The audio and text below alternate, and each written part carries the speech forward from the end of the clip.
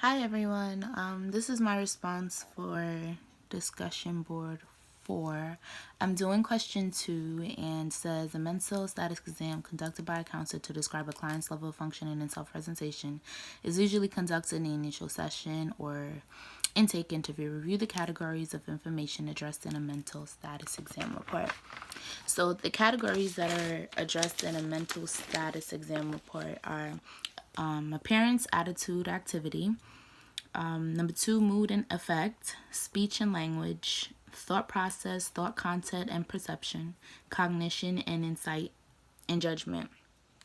And for appearance, attitude, and activity, that will include the grooming, how they're dressed, are they clean, are they neat, do they have any physical abnormalities that are visible to you?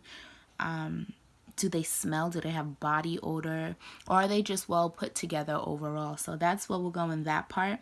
And their mood and effect is more so, are they resistant or cooperative? Are they tense? Are they withdrawn? Do they just act nonchalantly as if you don't exist or they don't want to be there? What are they presenting? How do you think they feel?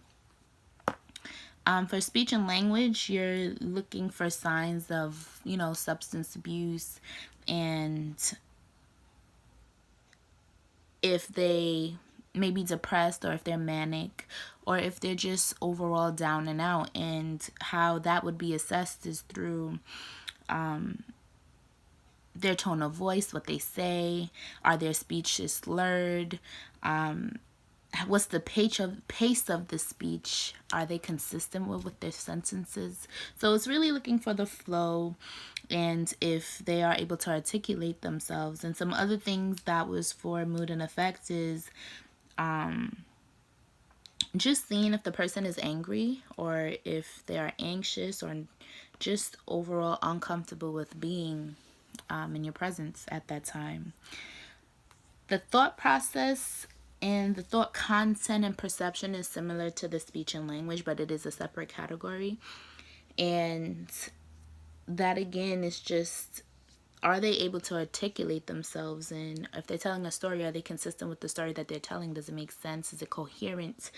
And that too can help you determine if they may be depressed or if they're intoxicated or if they're thinking about committing suicide. So that's an important part.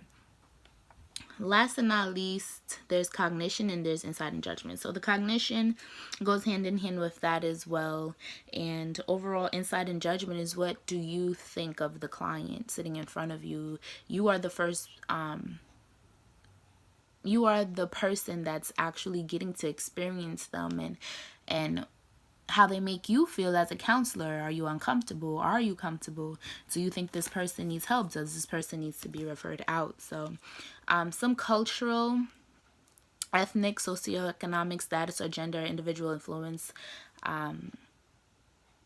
might appear to be abnormal, because if you're not able to afford to do laundry, for example, then you might look a little unclean, or your clothes might look a little worn out, or if you're not used to being questioned by people, you might be a little withdrawn, or if you're an introvert and you don't know how to socialize well because of your upbringing or your surroundings. These could all be things that are challenging. And culture, I know you can't look people from the Asian culture directly in their eyes, and that could cause a counselor that is not aware of that to feel that the patient is just not there all the way. So this is my DQ post. I hope you guys enjoy it. Thanks.